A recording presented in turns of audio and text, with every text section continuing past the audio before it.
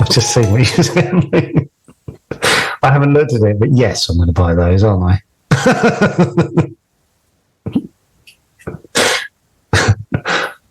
Are they good? Right, hold on. I've got to fucking buy these. I've just sent Joe groovy Only Fools and Horses Robin Reliant slippers. Big yellow slippers that you can put on your feet. Keep your feet warm. Okay, I'm still in the middle of buying my second. Little highlights. No highlights. Little. Hold on. It's a little. Country UK. What you got there? Trotter independent trainers on your heel. Oh my god, this is mint. There you go. Now you've got 2 pairs of nice trainers. I knew you'd like those trainers. They're a bit quirky, but they're not really, are they? Though that's a no-brainer. I thought you were going to go like a stupid heel or something. No. Oh my god. Okay, I've just bought my second pair of shoes. There, you're done for 2 years now, year and a half. Okay. Don't worry about it. Petrol will be. Wondering why so many boxes are turning up. Oh, she'll be over the moon. Okay, sorry, I just realised I've done the number wrong. Okay.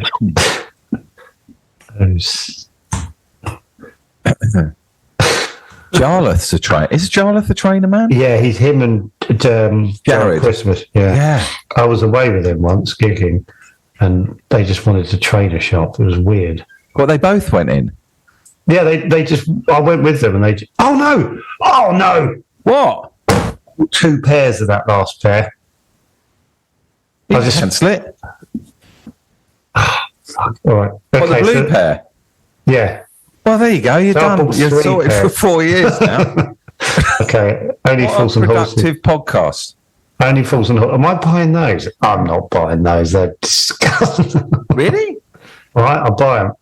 Okay. Add the basket. Just keep going. Oh, they'll be good fun, won't they? Only Fools and Horses slippers. Put that on Twitter or whatever. Show people what the fuck. I want to see someone wear them. Okay, buy now. I mean, before you buy them. Yeah, well, no, too late. I just pressed it. Oh, okay. You bought them now. Why? I've just got some Del Boy slippers to do as well. Oh, okay. So it says you plonker on the front. What? My God. So I've just bought 4 pairs of trainers or shoes, whatever. Yeah, sorted. Done.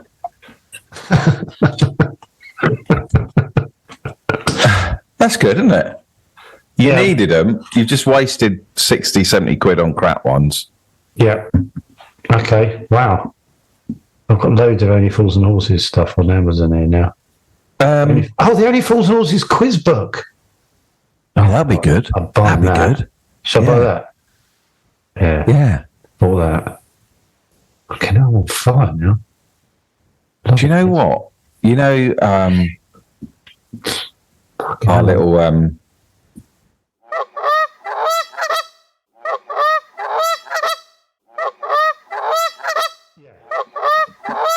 Like, are you into Fawlty Towers? Yeah. Or would yours be porridge? Yeah, probably. But Fawlty Towers, I watch not as much as Only Fools and Horses, but I'm Like, walking into that set, oh, fucking hell. It would be almost impossible to do. Would it? Yeah, because you'd have to go there. What's the cut? Right, one, where's trying to find the wallpaper? They'd be able to do it, wouldn't they? There's some clever people out there. Yeah, they'd be able to do it. They would be able to do it, but right, you don't want to hear what I'm going to say again, am I? About how costly it would be. I don't care about how much it costs. I don't care. I'm just imagining walking in. Right, come in, David. Come in. I'm in the TV studio and there's empty seats where the audience would have been, but I'm walking through the front door of the Fawlty Towers Hotel. And the reception's to my right as I look at it. And then out the front is the studio audience bit. Studio audience, but it's empty. I know, but that's all empty. That's all. There's no front there, which is quite weird. Yeah. Is there anything? Is there anything? Hang on, please. I've got my eyes closed. Can you take me around it? Open your eyes, David. Okay, so I'm right slap bang in the middle of that set. I've turned you right, and you're looking at the reception desk. And there's the phone that Fawlty picks up. And now I can see his office, but what can I? There's no roof. There's no roof. There's lights above you. Now I'm walking you round behind the desk, and you're looking behind the desk, and it's not like a desk. No, it's not. There's just nothing there. It's like balsa wood, and there's wires, lots and lots of wires. And then you're imagining when John Cleese bends down to get stuff out, and there'd just be a box with that pad on it or whatever he needed. And you're starting to go, oh, it's a set. And then I've walked you into the office, but it's just a board. Oh, it feels small in here. No, but it's not even the office. What it is it's just a board, and then behind it is like lights and stuff, because the actual just a board. Yeah. No, the office was attached. Was attached? Yeah, no, it was attached. Okay, so I got that wrong. Yeah. So you're in the office now. Yeah. The office, but it's so small in here.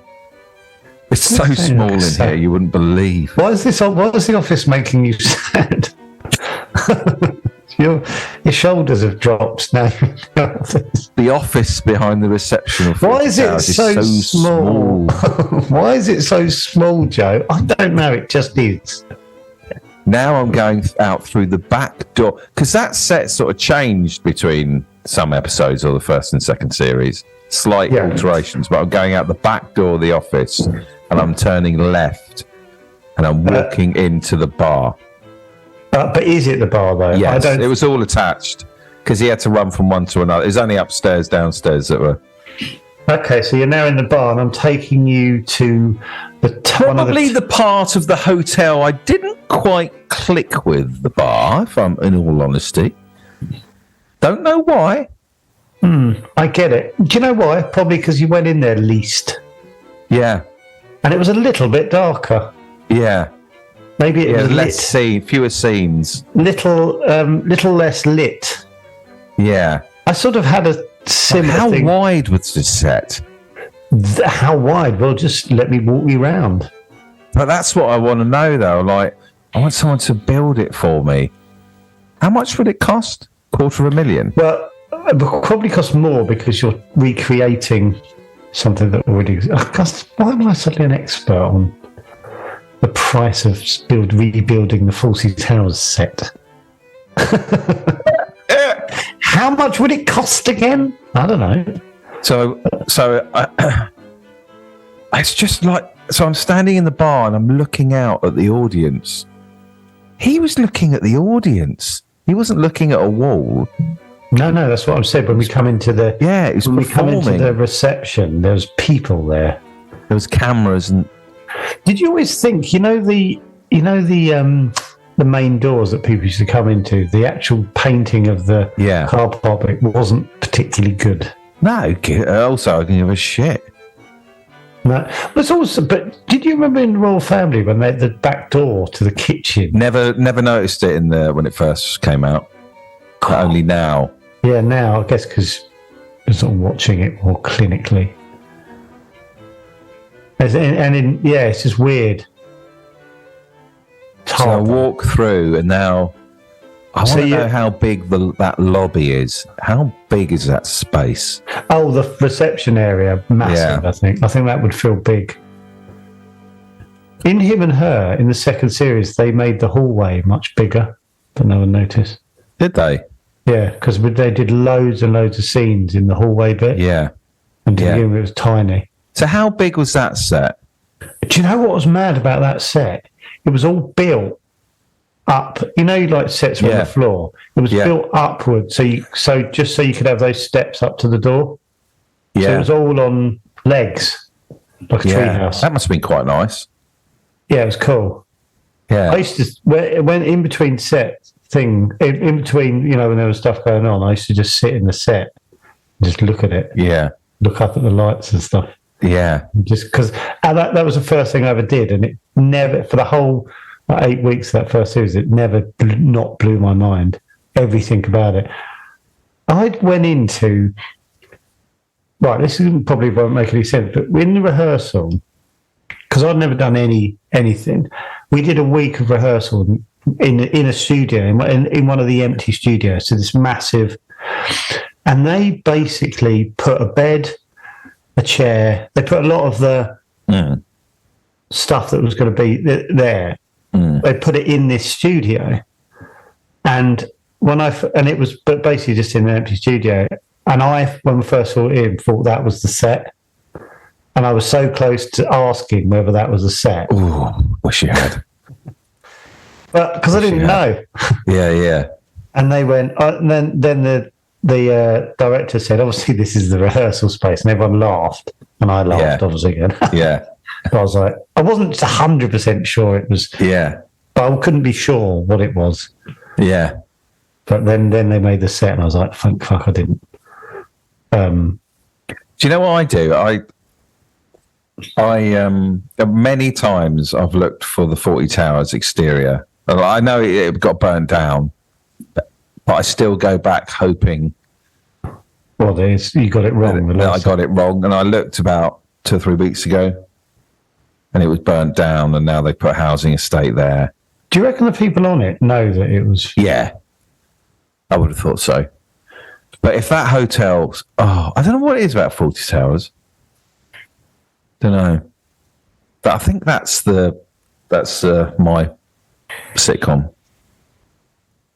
Yeah, but would happily walk into the Blackadder 4 trench. Oh, or did that? That was my favourite series of Blackadder 4. Yeah, I know it's a war, but it felt cosy. Yeah, it's just a cosy tiny little. Yeah, they all just felt like they were having a nice time. What about this? Driving up to the parochial house. Father said. Well, in the distance. I think I told you this, but I worked with a girl whose mum and dad had the house next door. Really? Yeah. It's on it's on the west of Ireland somewhere.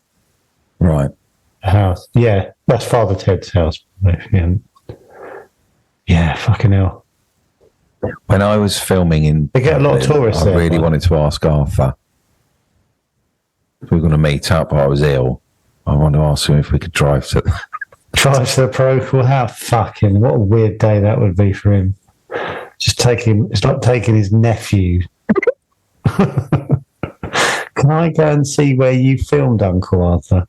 What do you want to do today, David? I want to see. Honestly. Imagine it with him as well, though. Yeah, I know. That's what I mean. Just what an awful day out it would have been for him. Where did you film where were you standing? Who chose this house, Uncle Arthur? Why this house? Oh, I'd love that. They do get loads of tourists at that house. Yeah. Still now. Not mad. Oh, what was I going to say? I never connect with the Only Fools and Horses exterior. Is it because they don't show it that much? The tower block. And also, I know what you mean, and I think it's the lighting. It's jarring because there's like a colour palette to Only Fools and Horses, and when you go outside, it doesn't really fall into the colour palette. Right. It's quite grey and. Yeah, I think but you're right. Weirdly, when you watch the later ones, there's more and more stuff outside, and it feels less Only Fools and Horsey-y. Right. It's almost more like and they're an hour, so it feels like a film or something. You know what I mean? Like, but I'd love to go to that part of the road where he thrashes the Mini in Fawlty Towers. I think I know where that is. Yeah, it's in London, isn't it? Isn't it Twickenham? Oh, right. Yeah, that is London, basically. I think Father Ted would be good because they probably did all the exteriors in like one area because it was just fields, wasn't it? So, the wall and where the fate was. Yeah. And the house and just where, here you're a racist now, Ted. And I'd like to go into the office. The office. Oh, where? Well, that was a set, wasn't it? That was where, Ricky told me, that was where, that was Des and Mel's production offices for their chat show. Des and Mel, what do I Des O'Connor and Mel. Well, they had a production company together. Well, they had a chat show, didn't they? So those are their offices. Yeah, I know, yeah. So the office was their production. What the hell do they use Des and... I don't know. It's just a weird... That's a really good fact. It's great. That's something I'd be like, oh, I'm interested in that. Yeah. I've just seen all the emails I've just had from all the shoes I've bought. They just appeared in my email in one go, like 7 of them. It made me feel quite nauseous. It really did. They just keep saying, thank you for your order. Thank you for your order. Thank you for your order. There's so many. But I'd love to sit in David Brent's office behind the desk. That'd be nice. And Tim and Gareth's. Where's a sitcom where there's loads of outside stuff that you see? God, is this boring? Anyway. How many people are going? What are they talking about? When I went to do you know Withnell and I that well? Yeah. When I went to that cottage, that was magical. Yeah. What I find with those things is when you see them, is you go, oh, it looks like it, but without all the set dressing. Set dressing just changes. Well, we know that with the Cockfields when they did the garden and stuff like that, and you go, oh, it's just a garden now. Mm-hmm. But like in ours, it was all these amazing established bushes and stuff, and you go, and you turn up and you go, oh look, it's just now there's like a skip where I wanted to create a sitcom where people would go and have a look at the location and say, one stood outside. We all did, yeah. So is this where Simon's character comes out now? What are you on about? Not one person has walked down that road where we filmed. I remember we got a picture from someone who went to the Rovers outside New Mills Football Club. Oh yes, I remember that was lovely. That was lovely. Thank you. Yeah. Yes, thank you for that. That one person. Father Ted's still having people now, 25 years later. Yeah, it's hard to do that, isn't it? Well, I'm just sorry, just for another 5 minutes. What other sitcoms do you love that you could? Porridge had bugger all outside, obviously. Yeah. You could do it. What else do I love? Blackadder wouldn't have had a lot as well. No. Who's finding a flaw in this? So I'm thinking, is there any more modern? Yeah.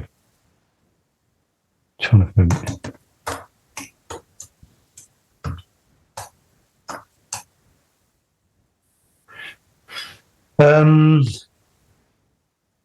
Open all hours. You've done that. I'd love to go outside that little shop. That is very magical. That was weird. When I was filming there, when I filmed a bit of that, it's in Halifax. Is it Halifax? They told me the day before they were filming, and because it's a little outside, it's a little shop on just a back road. It's mental. You would just go, well, can't get rid of it. There's obviously a studio you perform in. Yeah, but at the outside of it is an actual road, just in the suburbs of. I'm sure it's Halifax. Oh, that's the other thing. They know that the actors all stay in this one hotel on the outskirts of Halifax, and there's loads of autograph hunters at this random hotel in the middle of nowhere waiting for David Jason. Oh, right. So mental. But the day before they were filming, and loads of police just drove up the road, screeched to a halt outside the house next door, and they did a drug raid in the middle of shoot. Really? Yeah. Like the house next door was they were selling drugs from it or whatever. How did you feel walking onto that when you I never went. I never when you saw went the in. exterior. Not bothered, or? Oh, one, it looks so out of place because it was dressed. Like, because when you film something, everything sort of shrinks. Yeah. But outside, I was like, this looks insane. Yeah, because I suddenly walked past a shop and there's so much stuff outside it and stuff hanging off. It's like, that's clearly a set.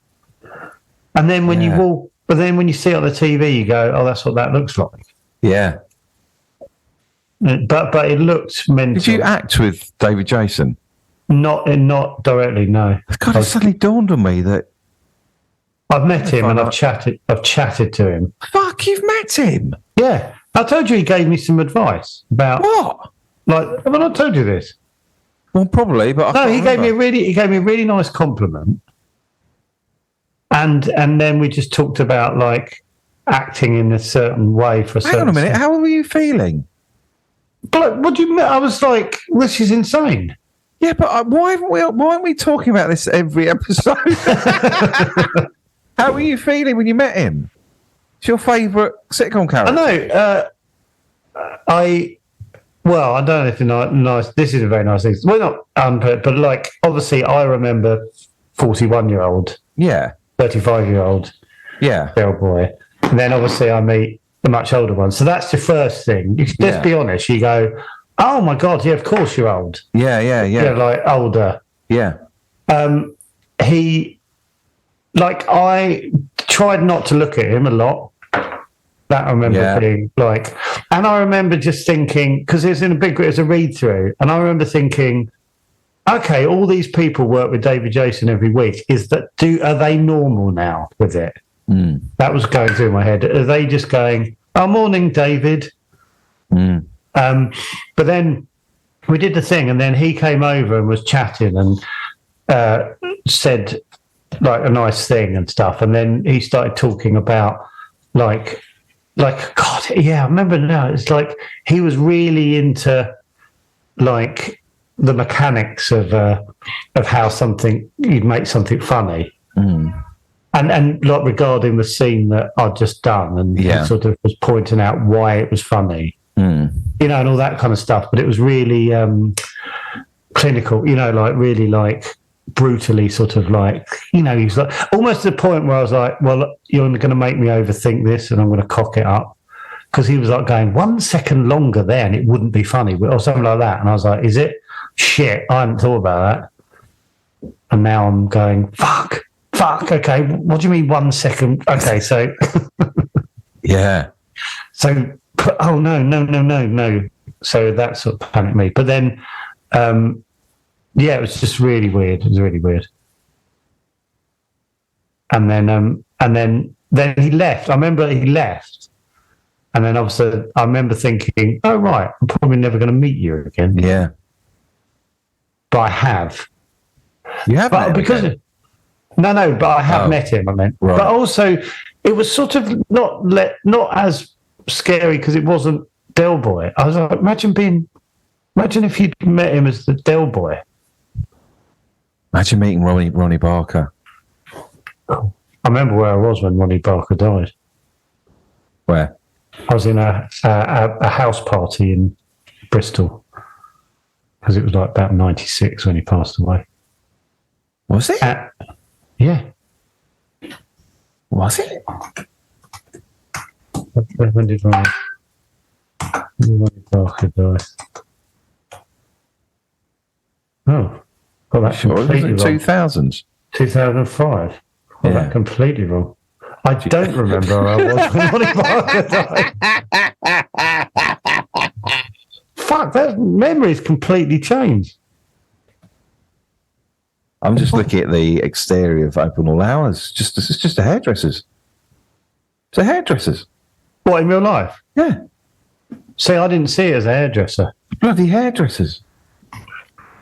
Well, don't get me started on bloody sitcoms and locations, and I don't know what it is. It's a magic world to me. Yeah. A little fantasy world. For me, it's the dressing of stuff always blows my mind. Where someone goes, oh, they find a location and they go, with a bit of dressing, that'll look amazing. Yeah. I'm like, okay, will it? Good job, though, isn't it, looking for locations? Should we call it a day? Well, I just got into a flow then, yeah. Just playing the open all hours thing.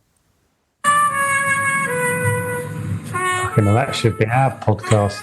That literally should be something like that. Should be our title music. Shit, we got Joe Lycett in 10 minutes. Yeah, I know. That's why I said we better stop. Where did that go? Yeah. Right, I'll see you in a bit. Yeah.